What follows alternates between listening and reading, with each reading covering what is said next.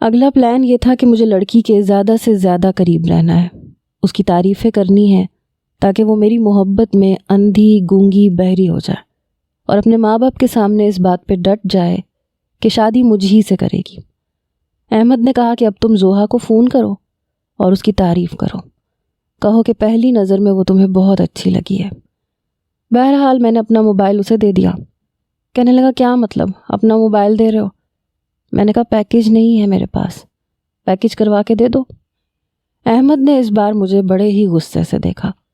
کہنے لگا فائدہ صرف ہمارا نہیں ہونا، تمہارا بھی ہونا ہے۔ میں اکیلا تو پیسے نہیں لگاؤں گا، پیسے تم لوگ بھی لگاؤ گے۔ میں نے عزیز کی طرف دیکھا تو وہ کہنے لگا میں تو سونے لگا ہوں، مجھے نیند آ رہی ہے۔ میں نے کھانا کھلا دیا، اس سے زیادہ میں کوئی بھلا نہیں کر سکتا۔ بہرحال احمد نے میرا پیکیج کروا کے دے دیا۔ کہنے لگا مر اب کر فون۔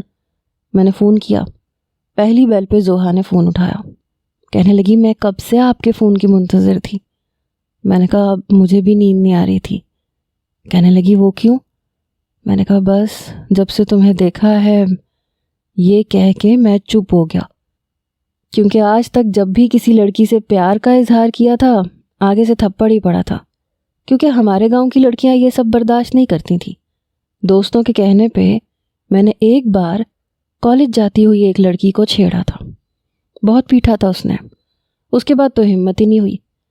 خیر یہ میری اور آپ کی آپس کی بات ہے، پلیز کسی کو بتائیے گا نہیں کہ میں پٹ چکا ہوں۔ ہاں تو میں کیا بتا رہا تھا، میں نے بس اتنی سی بات کی اور چپ ہو گیا۔ وہ ہنسنے لگی، کہنے لگی ہینڈسم تو تم بھی بہت ہو، اور میں حسن پرست قسم کی لڑکی ہوں، مجھے حسین وجیح نوجوان بہت بھاتے ہیں۔ احمد میرے کان کے ساتھ کان لگائے ساری باتیں سن رہا تھا۔ میں نے کہا اب اگلی ملاقات کہاں کریں؟ وہ کہنے لگی میں اس سے پہلے کچھ جاننا چاہتی ہوں۔ میں نے کہا ہاں بولو کیا جاننا چاہتی ہو؟ کہنے لگی تمہارا اصل نام کیا ہے؟ یہ سن کے میرا دل دھک سے دھڑکا۔ میں نے احمد کو کوہنی ماری کہ جلدی سے سیٹھ عابد کے بیٹوں کا نام سرچ کرے، کیونکہ مجھے سوائے سیٹھ عابد کے نام کے اور کچھ نہیں پتہ تھا۔ احمد نے جلدی سے سرچ کیا، میں نے سارے نام بتا دیے۔ کہنے لگی اپنا نام بتاؤ۔ میں نے کہا دیکھو میں نے تم سے کہا تھا نا کہ ایک راز کی بات ہے جو سیٹھ عابد نے میڈیا پہ شو نہیں کی اور کوئی بھی نہیں جانتا۔ کہنے لگی وہ کیا بات ہے؟ بڑی دلچسپی سے پوچھ رہی تھی۔ میں نے کہا میں ان کی دوسری بیوی کا بیٹا ہوں، جو شادی اس نے خفیہ طور پہ کی تھی، اس لیے میرا نام ابھی کہیں شو نہیں ہوتا۔ کہنے لگی اچھا اتنی بڑی بات چھپا کے رکھی ہے۔ میں نے کہا اسی بات پر تو میری اپنے باپ سے لڑائی ہوئی ہے کہ جو عزت اس کے باقی بیٹوں کو ملی ہوئی ہے وہ مجھے بھی ملنی چاہیے۔ کہنے لگی یہ بات تو ٹھیک ہے، آپ بالکل حق اور سچ کی بات کر رہے ہیں، میں آپ کے ساتھ ہوں۔ میں نے کہا بس تم میرے ساتھ ہی رہنا۔ کہنے لگی پھر اب آپ کیا کریں گے؟ میں نے کہا میری رات کو اپنے باپ سے بات ہوئی ہے، وہ کہہ رہے ہیں کہ میں تمہارے نام بنگلہ لگا دیتا ہوں، تمہیں 4-5 کروڑ بھی دے دیتا ہوں، لیکن دیکھو میں تمہیں اپنا نام نہیں دے سکتا، تم دبئی چھوڑ کے پاکستان آ جاؤ۔ لیکن میں بہت غیرت مند قسم کا ہوں۔ میں نے کہا نہیں، اب میں آپ کا نام شوق کروں گا اور ایسے ہی گھٹیا سے گھٹیا نوکری کروں گا اور سب کو بتاؤں گا کہ میں سیٹھ عابد کا بیٹا ہوں، میں کسی سے نہیں ڈرتا۔ میری بات سن کے احمد نے مجھے انگوٹھا دکھایا، ویل ڈن، بہت اچھا جا رہا ہے۔ زوہا کہنے لگی کہ کل جمیرہ بیچ پہ ملتے ہیں، اگلے روز ویسے بھی چھٹی تھی۔ میں نے کہا ٹھیک ہے مل لیتے ہیں۔ یہ کہہ کے میں نے فون بند کر دیا۔ احمد کہنے لگا تو بالکل ٹھیک جا رہا ہے۔ میں نے کہا دیکھ تو ٹیکسی میں مجھے وہاں چھوڑے گا۔ کہنے لگا اچھا یار چھوڑ دوں گا، اب دیکھ صرف ملاقات نہیں کرنی، اس کے قریب ہونے کی بھی کوشش کرنی ہے۔ یہ کام مجھے سب سے زیادہ مشکل لگ رہا تھا۔ بہرحال میں سو چکا تھا، اگلے روز میری چھٹی تھی۔ احمد ویسے بھی کرائے کی ٹیکسی چلاتا تھا، اسے ٹیکسی کے مالک کو روز کے 300 درہم دینے ہوتے تھے اور اوپر کے وہ جو بھی کماتا تھا وہ اپنے پاس رکھتا تھا، اس لیے ہم تینوں میں وہی امیر تھا۔ باقی عزیز کی آج بھی چھٹی نہیں تھی کیونکہ وہ اوور ٹائم لگا رہا تھا، بہن کی شادی کے پیسے اکٹھے کر رہا تھا۔ میں تو کچھ بے فکر سا ہو گیا تھا کیونکہ لڑکی آدھی سے زیادہ پٹی ہوئی لگ رہی تھی، باقی بیوقوف تھی۔ بہرحال میرا تو فائدہ ہی ہو رہا تھا۔ احمد نے مجھے مقررہ وقت پہ بیچ پہ چھوڑ دیا۔ میں نے کہا کہ مجھے بعد میں لینے بھی آ جانا۔ کہنے لگا اچھا آ جاؤں گا۔ میں نے کہا اور ہاں کچھ پیسے بھی پکڑا دو، لڑکی کو کچھ کھلانا پلانا پڑ گیا تو کیا کروں گا؟ کہنے لگا کمینے تیرا تو سب فائدہ ہے، لڑکی بھی ملے گی پیسہ بھی، ابھی بھی مجھے تو تجھ پہ بھروسہ نہیں ہے، کل کو اگر تو مکر گیا تو ہم تو مر گئے، اس لیے اب پیسہ تو لگائے گا۔ یہ کہہ کے وہ غصے سے جا چکا تھا۔ میں نے ٹھنڈی گہری سانس بھری، بٹوا کھول کے دیکھا، صرف 100 درہم ہی تھے۔ کچھ ہی دیر میں سامنے سے میں نے زوہا کو آتے ہوئے دیکھا۔ وہ شاید مجھ سے پہلے پہنچ گئی تھی، اپنی ویڈیوز بنا رہی تھی، لیکن مجھے دیکھ کے موبائل بند کر کے آ گئی۔ کہنے لگی آپ آ بھی گئے، کب سے آپ کا انتظار کر رہی تھی۔ میں نے کہا میں تو ٹائم پہ پہنچا ہوں۔ کہنے لگی ہاں شاید میں ہی جلدی آ گئی۔ میرا ہاتھ پکڑ کے وہ مجھے پانی میں لے جانے لگی۔ میں اس کی بے تکلفی پہ کچھ حیران تھا، لیکن تھوڑا حوصلہ بھی ہو گیا کہ جب لڑکی خود ہاتھ پکڑ رہی ہے تو میں اگر کمر پکڑ لوں تو اعتراض نہیں کرے گی۔ وہ مجھے اپنے ساتھ سی ویو پہ لے گئی۔ کہنے لگی میرے ڈیڈ نے مجھے پوری آزادی دے رکھی ہے، زیادہ کچھ نہیں پوچھتے۔ میں نے کہا تمہارے اور بہن بھائی ہیں؟ کہنے لگی نہیں میں تو اکلوتی ہوں۔ میں نے کہا یہ تو بہت اچھی بات ہے۔ میں سمندر میں اس کے ساتھ کھڑا ہو گیا۔ پانی کی لہریں ہمارے پاؤں سے ٹکرا رہی تھیں۔ جب میں نے آہستہ سے اس کی باتیں سنتے سنتے اس کے کندھے پہ ہاتھ رکھا، وہ ایک دم چونک اٹھی۔ میں نے فوراً ہاتھ پیچھے کر لیا۔ وہ مجھے دیکھنے لگی۔ میں نے کہا سوری، شاید غلطی سے بے دھیانی سے ہو گیا۔ وہ مسکرانے لگی، کہنے لگی کوئی بات نہیں، مجھے برا نہیں لگا۔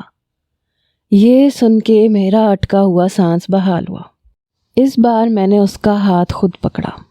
میں نے کہا پہلی نظر میں تم مجھے اچھی لگی تھی، لیکن میں نے سوچا پتہ نہیں تم مجھے غریب سمجھ کے پیسے دے کے چلی جاتی ہو۔ یہ بات میری انا کو بہت بری طرح سے چبھی تھی۔ وہ ہنسنے لگی، کہنے لگی ایسے ہی، مجھے تم دیکھنے میں اچھے لگے تھے اور میں اتنے پیسے عام طور پہ دیتی رہتی ہوں۔ میں نے ایک ٹھنڈی آہ بھری۔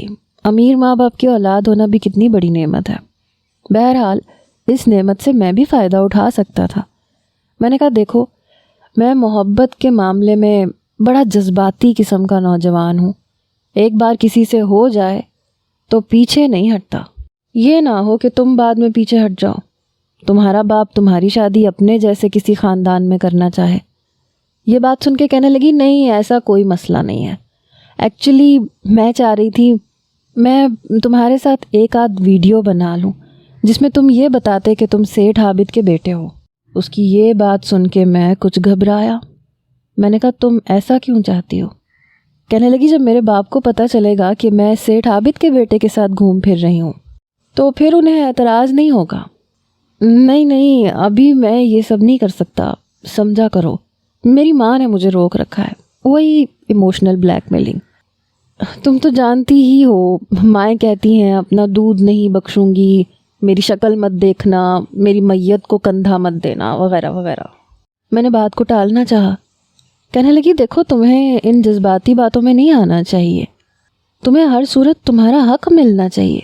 ارے اربوں خربوں ہیں تمہارے باپ کے پاس اور تمہیں بس 5 کروڑ روپے پہ ٹرخا رہے ہیں۔ 5 کروڑ تو ان کے لیے کوئی اہمیت ہی نہیں رکھتے۔ میں نے کہا ایگزیکٹلی یہی بات، میں بھلا چند کروڑ پہ کیوں صبر کر کے بیٹھ جاؤں؟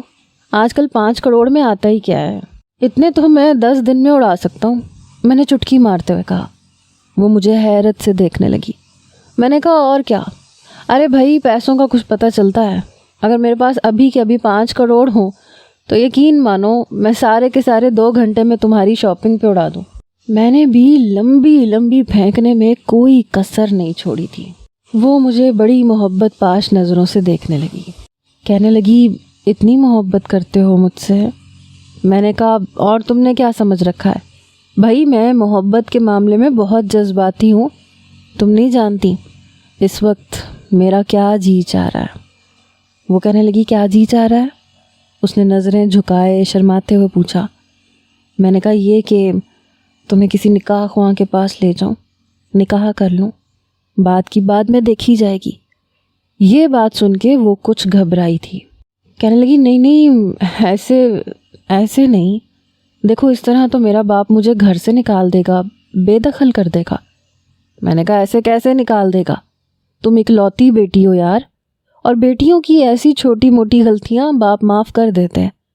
دیکھو میں تمہیں کھونے سے ڈرتا ہوں۔ میں نے یوں بات کی جیسے بڑے سالوں سے ہمارا افیئر چلتا ہوا آ رہا ہو، حالانکہ چند دن پہلے میں اس کو جانتا تک نہیں تھا۔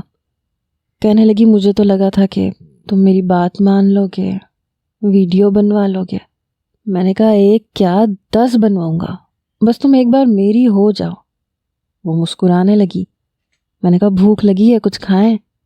کہنے لگی کیا؟ میں نے کہا دیکھو آج میرا کھانا کھانے کا موڈ نہیں ہے، میں صبح کافی ہیوی بریک فاسٹ کر کے آیا ہوں، ایسا کرتے ہیں کچھ ہلکا پھلکا کھا لیتے ہیں۔ میرے پاس پیسے جو نہیں تھے اس لیے بھرم بھی تو مارنا تھا۔ خیر میں نے گول گپے وغیرہ پہ ہی اتفاق کیا۔ بہرحال محبت کے جھانسے میں اس لڑکی کو پھنسا کے ہی واپس آیا تھا۔ احمد کہنے لگا یار مجھے لگ رہا ہے تو کچھ ضرورت سے زیادہ فاسٹ چل رہا ہے۔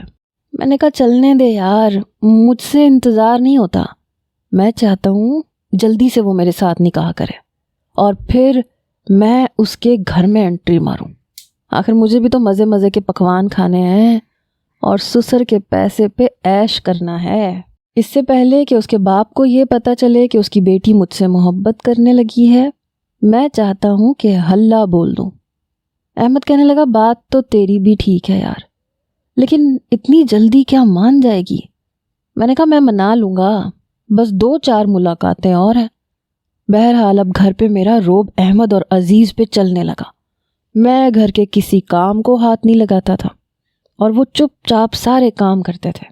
لیکن ایک بار جب میں زوہا سے ملنے گیا تو وہ رو رہی تھی۔ میں نے کہا کیا ہوا، تم رو کیوں رہی ہو؟ کہنے لگی میرے ڈیڈ کو شک ہو گیا ہے، میں آج کے بعد تم سے ملنے نہیں آؤں گی۔ میری تو جان نکلی۔ میں نے کہا یہ ایسے کیسے ہو سکتا ہے، میں مر جاؤں گا تمہارے بغیر۔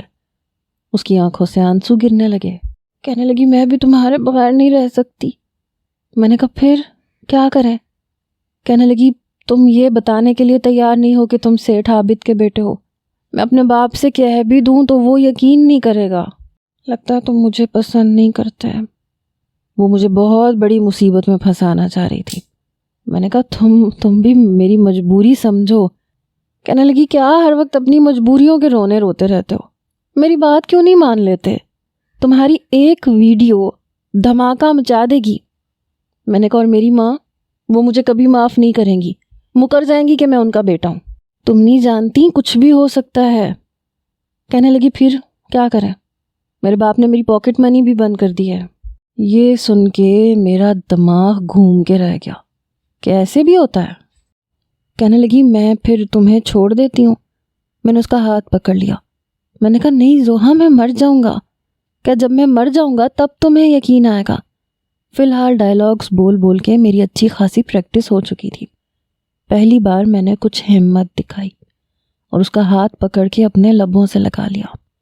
اسے شاید کرنٹ سا لگا، فوراً اس نے اپنا ہاتھ میرے ہاتھ سے چھڑوایا۔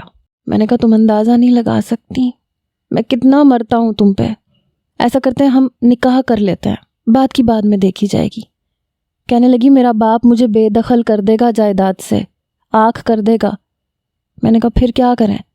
کہنے لگی یا تو ویڈیو بنا لو یا پھر مجھے بھول جاؤ۔ یہ کہہ کے وہ اٹھ کے چلی گئی۔ میں تو اپنا سر پکڑ کے بیٹھ گیا کہ اب کیا کروں؟ میں کون سا سیٹھ عابد کا سگا بیٹا تھا، میں تو پھنس سکتا تھا اور بہت برا پھنس سکتا تھا۔ میں جب واپس آیا تو سب کچھ میں نے احمد کو بتایا۔ وہ مجھے بڑی غضبناک نظروں سے دیکھ رہا تھا اور عزیز وہ تو غصے سے کپ کپا رہا تھا۔ اپنی صحت کے ساتھ جتنا شدید اس سے غصہ آ رہا تھا وہ کانپ ہی سکتا تھا۔ کہنے لگا کمینے، خبیث کے بچے، ہماری آدھی سیلری اڑا کے تو یہ منحوس خبر سنا رہا ہے۔ میں نے کہا تو کیا چاہتے ہو تم لوگ، میں ویڈیو پہ آمادہ ہو جاؤں اور میں خود جیل چلا جاؤں؟ نہیں بھائی، ایسی کوئی تفریح نہیں ہو رہی، لڑکی جاتی ہے تو جائے۔ میں نے صاف ہاتھ جوڑ دیے تھے۔ احمد کہنے لگا نہیں بچو ایسے کیسے، پیسے تو وصول کر کے ہی تمہیں جان بخشوں گا، نہیں تو جان سے مار ڈالوں گا تمہیں نصیر۔ وہ دونوں یوں تھے کہ ابھی مجھ پہ حملہ کر دیں گے۔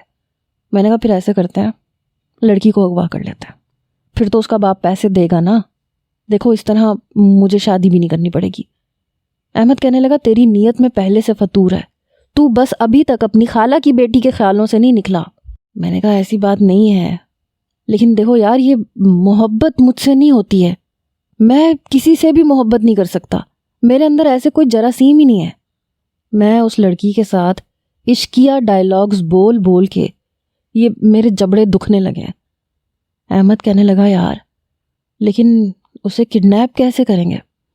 میں نے کہا دیکھو میں اسے ایک جگہ پہ بلاؤں گا، کہوں گا کہ سامنے کھڑی ٹیکسی میں بیٹھ جاؤ، وہ تمہاری ٹیکسی میں آ کے بیٹھ جائے گی، آگے تمہارا کام ہے، تم گاڑی کسی سنسان جگہ پہ کھڑی کر دینا، اس کی ناک پہ کلوروفارم کا رومال رکھنا، لڑکی بے ہوش ہو جائے گی۔ احمد سے زیادہ عزیز بڑے غور سے سن رہا تھا، کہنے لگا پھر آگے؟ میں نے کہا آگے کیا، لڑکی کو برقع گاڑی کے اندر ہی پہنا دیں گے، پھر عزیز اسے گود میں پکڑ کے کہے گا میری بیوی ہے یہ، پھر اسے فلیٹ کے اندر لے آئے گا۔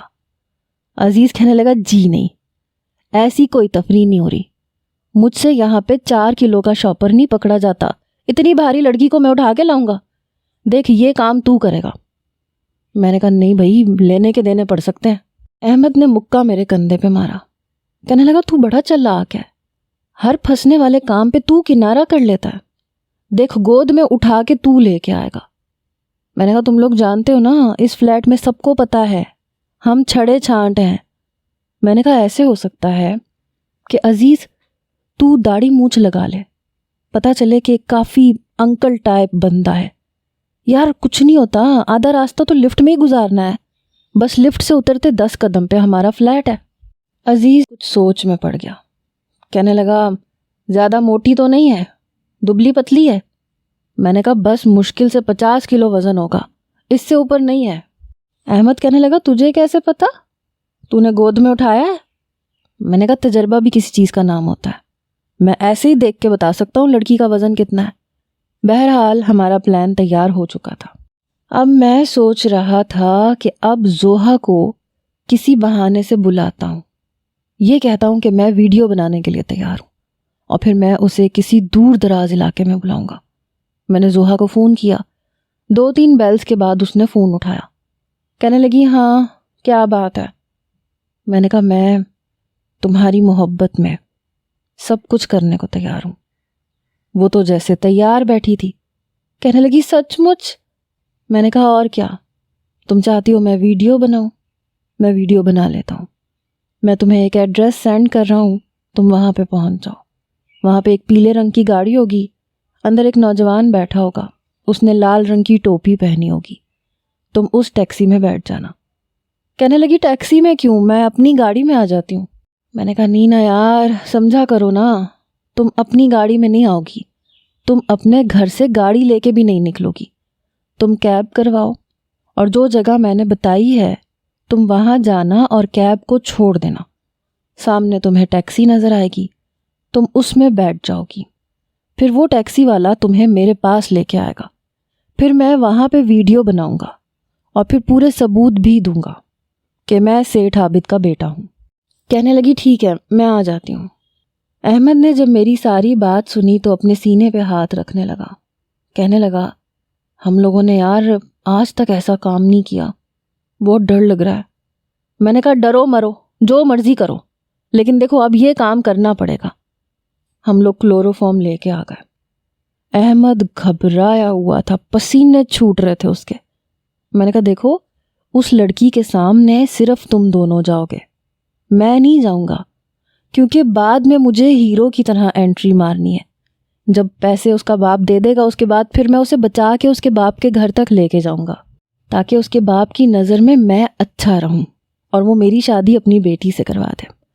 اس طرح سے ہمیں دونوں جانب سے پیسے ملنے کے چانسز ہیں۔ عزیز کہنے لگا ویسے پچھلے جنم میں تم کہیں کرمنل تو نہیں تھے؟ کیا دماغ چلتا ہے تمہارا الٹے کاموں میں؟ میں نے کہا منہ بند کرو چوکیدار کی اولاد، تم بس رکھوالی کا ہی کام کر سکتے ہو، تمہارے ذمہ وہی لگانا ہے، لڑکی کو کھانا پینا ہر چیز تم دونوں دو گے۔ کہنے لگا ٹھیک ہے۔ بہرحال داڑھی مونچھ کا بھی انتظام ہم نے کر لیا تھا۔ عزیز پہلے ہی گاڑی کی پچھلی نشست میں چھپ چکا تھا تاکہ جیسے ہی وہ وہاں بیٹھے وہ اس کے ناک پہ رومال رکھے اور اسے بے ہوش کرے اور پھر اسے برقع پہنا کے اپنی داڑھی مونچھ سیدھی کر کے اسے گود میں اٹھا کے فلیٹ تک لے آئے۔ یہ کام ہم نے رات تک کرنا تھا، اس لیے میں نے زوہا کو 10 بجے کے بعد بلایا۔ وہ اس جگہ پہ پہنچ گئی، میں البتہ گھر پہ ہی تھا۔ فون پہ میرا رابطہ ان دونوں سے مسلسل ہو رہا تھا۔ بہرحال زوہا کو وہ بے ہوش کر چکا تھا، عزیز اسے برقع بھی پہنا چکا تھا۔ میرا دل بہت زور زور سے دھڑک رہا تھا کہ کہیں شک وک نہ ہو جائے اور لینے کے دینے نہ پڑ جائیں، لیکن سب کچھ بڑی خوش اسلوبی سے ہو گیا۔ جیسے مجھے عزیز کا فون آیا کہ دیکھ اب ہم اسے اوپر لے کے آئیں گے، اس وقت مینیجر بھی سامنے نہیں بیٹھا، ویسے بھی رات کے 1 بجے کا وقت ہے۔ وہ یہیں گاڑی میں اسے گھما رہے تھے تاکہ وقت گزر جائے اور کوئی ہمیں دیکھ نہ سکے۔ میں نے کہا تم اسے لے آؤ، میں فلیٹ کا دروازہ کھول لوں گا۔ کہنے لگا ٹھیک ہے۔ بہرحال اگلے 10 منٹ بعد عزیز کی یہ حالت تھی کہ اب بھی گر پڑے گا۔ لڑکھڑاتے لڑکھڑاتے وہ زوہا کو گود میں لے کے فلیٹ کے اندر داخل ہوا، لا کے سامنے لاؤنج میں رکھے صوفے پہ پٹخ کے پھینک دیا۔ وہ بالکل بے ہوش تھی، پھر اپنی کمر کو دونوں ہاتھوں سے پکڑ کے لمبے لمبے سانس لینے لگا۔ پسینے سے شرابور تھا، اتنا سانس پھول رہا تھا کہ بات تک نہیں کر پا رہا تھا۔ کہنے لگا او میرے خدایا، آج تو مر گیا تھا میں، پتہ نہیں اینٹ کھاتی ہے پتھر کھاتی ہے یہ لڑکی، مجھے لگ رہا ہے 100 کلو سے اوپر کا وزن ہے، میری تو جان ہلکان ہو گئی۔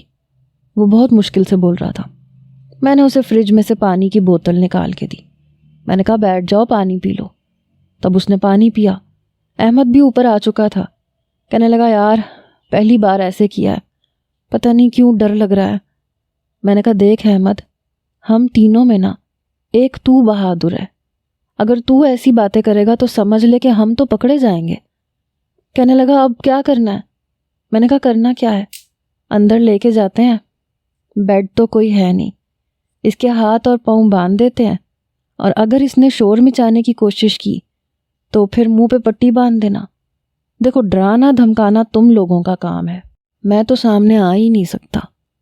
وہ کہنے لگا چلو ٹھیک ہے، لیکن کوشش کر کے اس کا باپ ہمیں جلد از جلد پیسہ دے دے۔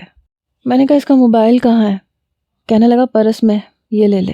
اس نے پرس میرے حوالے کر دیا۔ میں نے سوچا شاید کچھ درہم دینار بھی نکل آئیں گے، لیکن اس کا موبائل تھا بس، اور ساتھ میں میک اپ کا کچھ سامان تھا۔ میں نے موبائل لیا، اس کے باپ کا نمبر اس میں سے نکالا، باقی میں نے موبائل آف کر دیا، سم تک نکال دی تاکہ ہماری لوکیشن ٹریس نہ ہو سکے۔ اپنی طرف سے ہم نے پوری کارروائی کر لی تھی۔ میں نے کہا دیکھ میری بات سن، اگر تیرے پاس کوئی پرانی سم ہے تو وہ دے، میں اپنے نمبر سے بات نہیں کروں گا، میں پھنس سکتا ہوں۔ احمد کہنے لگا پاگل، ہم یہاں سے بات کریں گے ہی نہیں۔ میں نے کہا تو پھر کہاں سے بات کریں گے؟ کہنے لگا جو پبلک پوائنٹ ہے وہاں سے بات کریں گے، بس سکے ڈالتے جاؤ اور بات کرتے جاؤ۔ میں نے کہا یہ کمال کا آئیڈیا دیا تم نے، لیکن اپنے فلیٹ سے ذرا دور جا کے بات کریں گے تاکہ یہاں ہمارے علاقے کا شک نہ ہو۔ وہ کہنے لگا ہاں یہ ٹھیک ہے، دیکھو جو کرنا ہے بہت سمجھداری اور عقل مندی سے کرنا ہے تاکہ ہم پکڑے نہ جائیں۔ میں نے کہا ٹھیک ہے۔ بہرحال کمرے میں زوہا کو لے کے گیا، پھر ہم نے اس کے دونوں ہاتھ پاؤں باندھ دیے۔ اس رات کمرے میں صرف زوہا ہی سوئی تھی۔ لاؤنج بہت چھوٹا سا تھا، بس ایک ہی میٹرس صوفے کے ساتھ نیچے بچھا تھا، اس سے زیادہ تو جگہ ہی نہیں تھی۔ صوفے پہ میں سو گیا، وہ دونوں ایک ہی میٹرس پہ سو گئے۔ صبح بچاؤ بچاؤ میں کہاں ہوں، زوہا کی آواز پہ ہم تینوں اٹھے۔ ہڑبڑا کے جب میں صوفے سے اٹھنے لگا تو دھڑام سے نیچے میٹرس پہ گرا، عزیز اور احمد کے اوپر۔ وہ بھی بوکھلا کے رہ گئے، کہنے لگے تو ہٹ سانڈ کی اولاد۔ بہرحال ہم لوگ اس کی دوسری پکار پہ سیدھے کھڑے ہو چکے تھے۔ احمد کہنے لگا میں اندر جاتا ہوں۔ میں نے کہا دیکھو بہت برے طریقے سے اس کو دھمکانا تاکہ اس کی چیخ چنگاڑ بند ہو، ورنہ منہ باندھ دینا۔ کہنے لگا بس یہی کروں گا۔ اس نے جیب میں سے رومال نکالا اور کمرے میں چلا گیا۔ کہنے لگا اے لڑکی اپنی آواز بند کرو، ورنہ تمہارا یہ حال کروں گا کسی کو منہ دکھانے کے قابل نہیں رہو گی۔ یہ سن کے زوہا چپ ہوئی۔ کہنے لگی تم کون ہو؟ مجھے یہاں کیوں لائے ہو؟ اور نصیر کہاں ہے؟ وہ کہنے لگا کون نصیر؟ ہم کسی نصیر کو نہیں جانتے۔ وہ کہنے لگی وہ نصیر جس نے مجھ سے کہا تھا کہ لال ٹوپی والے کے ساتھ ٹیکسی میں بیٹھ جاؤ۔ وہ کہنے لگا وہاں اور بھی بہت سے لوگ تھے جنہوں نے لال ٹوپی پہن رکھی تھی، تم نے دیکھا ہی نہیں ہوگا۔ کہنے لگی نہیں، ایک ہی ٹیکسی کھڑی تھی۔ کہنے لگا بہرحال تم اپنی مرضی سے ٹیکسی میں بیٹھی تھی اور اب ہم تمہیں کڈنیپ کر چکے ہیں۔ یہ سن کے وہ رونے لگی، کہنے لگی دیکھو مجھے واپس بھیج دو، میرے پاس ایسا کچھ نہیں ہے کہ میں تمہیں دے سکوں۔ احمد کہنے لگا لیکن تمہارے باپ کے پاس تو ہے، دیکھو اگر تم یہ چاہتی ہو کہ ہم تمہیں کوئی نقصان نہ پہنچائیں تو بس 10 لاکھ درہم تم اپنے باپ سے لے کے دے دو تو ہم تمہیں چھوڑ دیں گے، اور تمہارے باپ کے لیے یہ کوئی بڑی بات نہیں ہے۔ وہ کہنے لگی میرا باپ ذرا کنجوس ہے، وہ 1 پائی نہیں دے گا، تم لوگوں کو مجھے یہاں رکھنے کا کوئی فائدہ نہیں ہوگا، میں سچ کہہ رہی ہوں، وہ تو مجھے بڑی مشکل سے پیسے دیتا ہے۔ احمد ہنسنے لگا، کہنے لگا کوئی جھوٹے بہانے ہمارے ساتھ نہ کرو، انسان کو اپنی اولاد بہت پیاری ہوتی ہے۔ کہنے لگی اسے نہیں ہے، میں تم لوگوں کو کیسے یقین دلاؤں؟ وہ کہنے لگا دیکھ لڑکی، زیادہ مچ مچ کرو گی نا تو میں بھی بہت کچھ کر سکتا ہوں، اس لیے اپنے باپ کے سامنے رو رو کے کہنا کہ تم یہاں بہت تکلیف میں ہو اور یہ گنڈے تمہیں پریشان کر رہے ہیں۔ اگر تم چاہتی ہو کہ ہم سچ میں تمہیں پریشان نہ کریں تو، ورنہ ہم کر بھی سکتے ہیں۔ وہ کہنے لگی دیکھو میرے پاس آنے کی کوشش مت کرنا۔ احمد کہنے لگا یہ بھی تم پہ ڈیپینڈ کرتا ہے۔ بہرحال پھر کہنے لگا ابھی تم یہ بتاؤ ناشتہ کیا کرو گی؟